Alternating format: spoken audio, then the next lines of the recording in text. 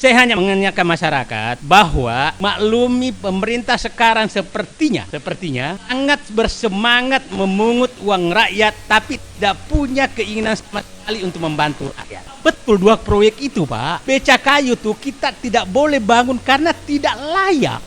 Kertajati kita tidak bangun karena tidak layak. Tapi dikatakan mangkrak, makan tuh jadi bengkel pesawat. Saya tidak melihat harapan sedikit dengan pola pengelolaan negara APBN seperti ini. Saya hari ini di kantor kami saya perkirakan bahwa akhir 2024 total utang itu minimal mungkin sekitar 17.000 sampai 18.000 triliun.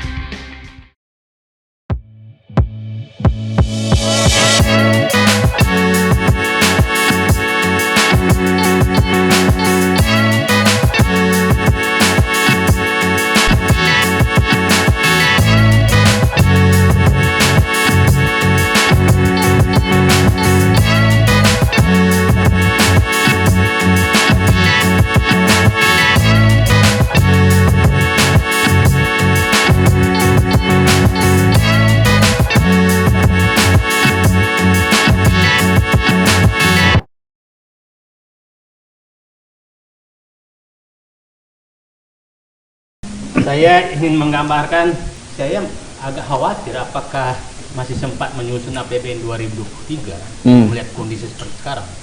Kenapa saya menyatakan demikian? Saya begini, hitungan sangat sederhana. Kalau Bank Indonesia tidak boleh beli sun lagi dan utang maksimum 3% dari PDB, maka pendapatan negara saya anggap bahwa 2.000 triliun seperti tahun ini. Kita harus ingat 2.000 triliun tahun itu karena kenaikan sawit 3 kali lipat, kenaikan tambang 4 kali lipat, kenaikan minyak 2 kali lipat, dan kenaikan yang lain-lain karet 2 kali lipat. Itu kenaikan sehingga pendapatan negara naik. Bukan ini istilah saya itu pabrik Allah yang bekerja, bukan hasil kebijakan apapun. Nah, anggaplah 2.000 triliun. Terus PDB 3% dari PDB, saya anggap PDB 18.000 triliun. Kira-kira berarti 5.400 triliun, oke? 5.400 triliun berarti uang yang masuk ke negara maksimum 2.500 triliun, oke? Maksimum. Nggak ada lagi sumber lain kalau kecuali tax amnesty udah selesai. Nggak menarik juga tuh, nggak ada ininya. Jadi semua dompet cadangan, cincin kawin pun sudah dijual, ibarat rumah tangga. Jadi nggak ada cadangan sama sekali. Nah, dengan duit 2.500 triliun. Pengeluaran cicilan utang tahun ini aja bunganya sekitar 4.400 triliun. Bunga perkiraan saya 2022 ini nanti mungkin kira-kira mendekati 1.000 triliun cicilan bunga dan pokok. Itu saya belum masukin bunga dan pokok. Artinya anggaplah 900 triliun. Berarti tinggal 1.400 triliun, oke? Transfer ke daerah 800 triliun. Berarti tinggal 600 triliun. Oke, 600 triliun. Subsidi untuk ini sekitar 400 triliun, tinggal 200 triliun. Terus pelihara kantor dari mana? Uang cadangan bencana dari mana? Tinggal 200 triliun. Pemeliharaan jalan nggak ada lagi, pemeliharaan jembatan nggak ada lagi, pemeliharaan lain tidak ada lagi. Apalagi mau memindahkan ibu kota. Kita realistis saja lah. Jadi, nah, publik angka perhitungan ini sangat sederhana. Saya ulangi, anggaran pemasukan negara maksimum 2.500 triliun. Anggaran terikat kira-kira utang sama ini sekitar 2.300 triliun, 2.400 triliun dengan subsidi gas apa lain-lain. Nah, belum saya masukkan kenaikan sekarang. Nah, dengan 200 triliun itu pemeliharaan jalan itu lebih, pemeliharaan irigasi lebih, cadangan bencana lebih. Terus dari mana negara ini mau? Nah, jadi saya perkirakan sepertinya 2022 ini akan muncul lagi tangan besi dan membuat perpu lagi untuk menambah utang. Oke? Itu yang pertama. Yang kedua, utang ini sudah sangat mengkhawatirkan. Utang BUMN dan utang pemerintah, perkiraan saya sekarang sudah mendekati 1.400 triliun. Namanya utang publik. Utang publik itu terdiri dari utang BUMN, utang Bank Indonesia dan utang pemerintah. 1.400 triliun. 1.400 triliun itu sudah hampir 85% dari PDB. Nah, dia selalu menyatakan belum nyampe 60% PDB. Nah, perlu saya ingatkan indikator ini indikator 60% PDB itu adalah confused betul-betul. Itu salah menurut saya. Kenapa? Karena negara yang menggunakan tax ratio, menggunakan 60% persentase PDB terhadap utang, itu 60% ini itu adalah total utang ya. Itu adalah negara yang tax ratio-nya 20%. Tax ratio kita 8%. Jadi harusnya rasio PDB itu harusnya cuma 30%. Karena setengah lebih, malah 25%. Nah, ini selalu disampaikan ke ekonomi kita pembodohan kepada ini. Kebetulan saya agak ngerti juga matematik dan statistik. Jadi ini kan harus dikonversi itu. Karena negara yang menggunakan indikator itu adalah negara yang tax ratio-nya 20%. Yang dimaksud tax ratio adalah 20% ke atas. Yang dimaksud tax ratio adalah jumlah pendapatan negara yang diperoleh negara dari total PDB. Itu namanya tax ratio. Tax ratio itu bukan pajak saja, ada bea cukai dan lain-lain. Nah, jadi kalau 1.800 triliun PDB, maka negara mendapatkan 20%, itu 3.600 triliun. Ya kan, Pak? Kalau 8 Indonesia dapat pajak hanya 1.700 triliun. Jadi jauh sekali. Jadi itu indikator yang mensiasati kita. Karena kan kita nggak paham. Nah, sekarang dengan utang itu, yang paling was-was saya adalah utang BUMN. Karena ini utang jangka pendek dan bunga tinggi. Itu ngeri banget, ngeri sekali itu. Jadi, nah, kalau satu BUMN tumbang, maka saya yakin akan tumbang semua. Pertamina itu saya yakin utangnya di atas 600 triliun. PLN juga saya yakin di atas itu. Perhitungan saya BUMN itu ya sekitar 6.000-7.000 triliun juga, cuma agak tertutup sekarang.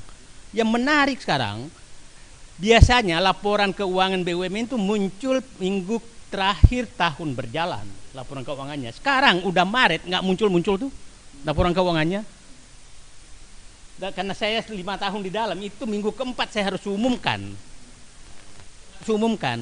Nah, sekarang sudah bulan Maret nggak ada yang diumumkan satupun. Jadi negara ini sekarang udah dikelola secara tersembunyi gitu loh. Itu secara tersembunyi. Nah, biasanya kalau ada kayak seperti ini ada yang disembunyikan. Nah, bukti bahwa pemerintah udah nggak punya uang sekarang, itu sebenarnya kasus minyak goreng, kasus kedelai, kasus daging, kasus nanti BBM, kasus pupuk, kasus punya uang.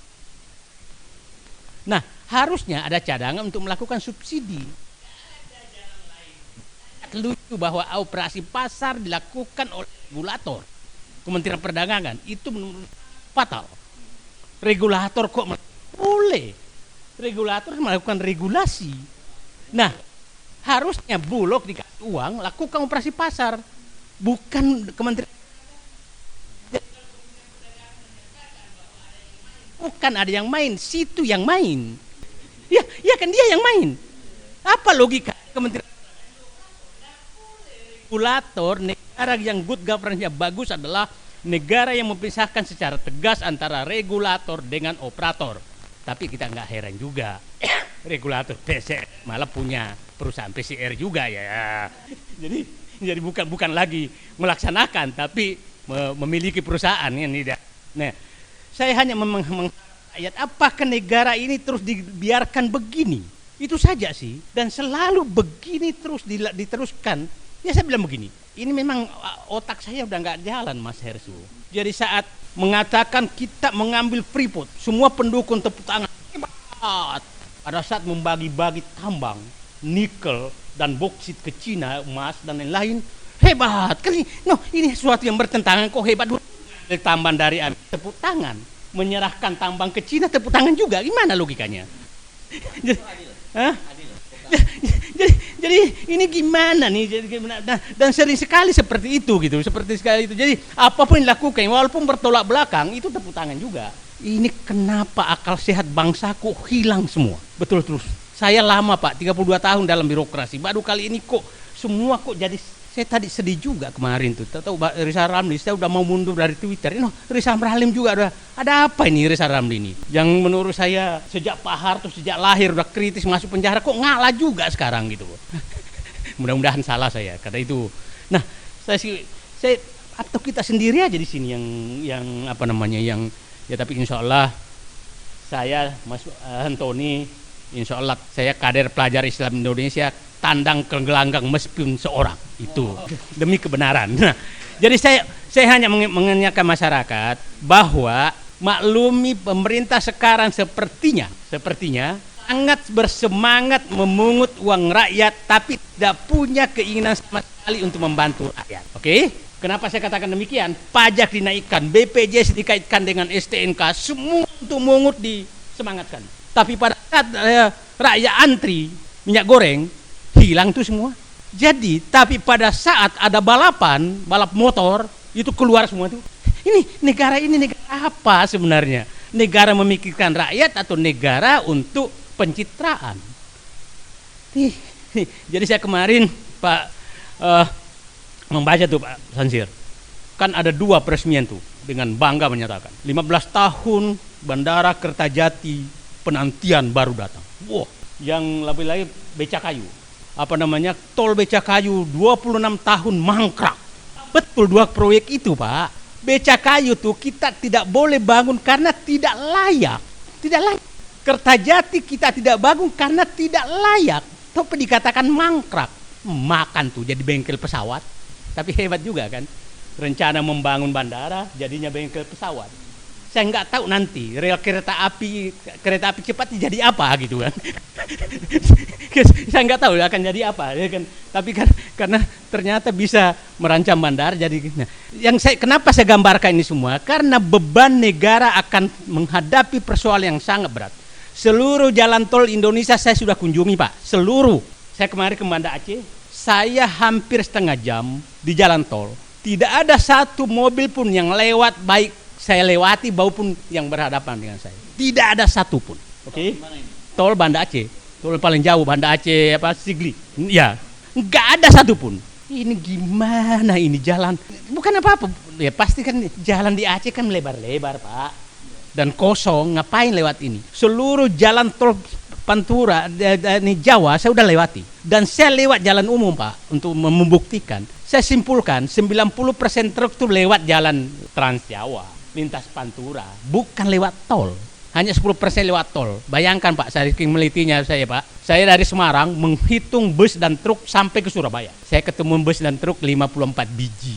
Dari Semarang ke Surabaya. Itu berapa mobil harus? Nah, jalan tol, ya supaya publik paham, jalan tol yang biayanya 100 miliar per kilometer dengan tarif Rp1.000 per kilometer, itu butuh mobil lewat 50 sampai 55 mobil per menit selama 20 tahun, 24 jam. Jadi itu sederhana menghitungnya. Nah, saya udah hitung semua Pak. Jalan tol, ini supaya paham nih. Jalan tol Bandung, Palembang, Lampung, itu saya hitung, saya bolak-balik, sampel, itu paling 16 mobil per menit. Paling 16 menit. Itu waktu rame, jadi perkiraan 10 mobil per menit. Dengan 10 mobil per menit, maka biaya operasional jalan tol itu dari penerimaan pun nggak cukup. Jangankan bayar utang. Untuk pemeliharaan saja nggak cukup, karena jalan tol itu rusak terus. Mulai Semarang ke Surabaya, itu kira-kira 30 mobil per menit. Itu hanya setengah dari kelayakan. Tapi kalau dikukuhkan di sini, oh itu kan, iya bukan masalahnya. Masalahnya ini BUMN harus bayar utang. Bukan masalah jangka pendek, bukan masalah ininya. Jadi, nah, kalau dikemukakan ini para basir tuh ngamuknya kayak apa? Tapi kan fakta saja saya kemukakan. Saya datang ke jalan tol yang mau ke ibu kota baru, Balikpapan Samarinda. Balikpapan Samarinda itu kira-kira hanya 9 mobil per menit.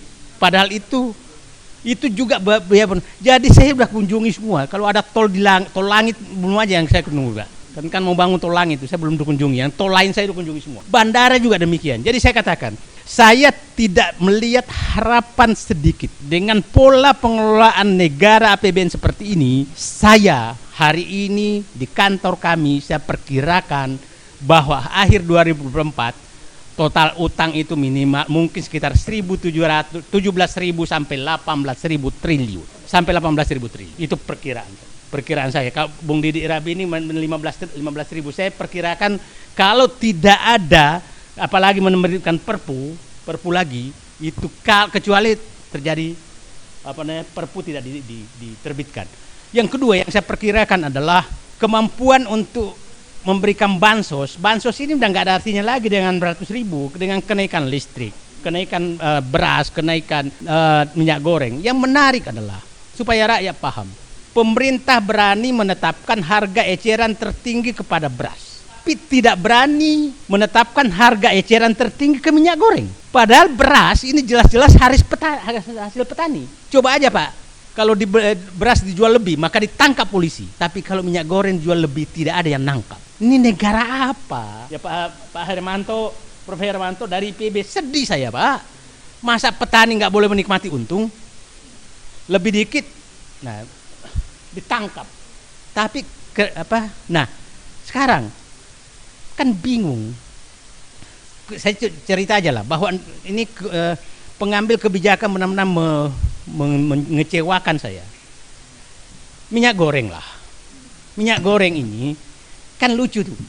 Saya heran katanya produksi lebih tapi langka. Ini orang ngerti nggak sih ekonomi? Langka itu kan penyebabnya macam-macam. Langka karena barang nggak ada, langka karena harga mahal, langka karena distribusi. Kan kira-kira itu. Ini kan karena harga mahal sehingga langka.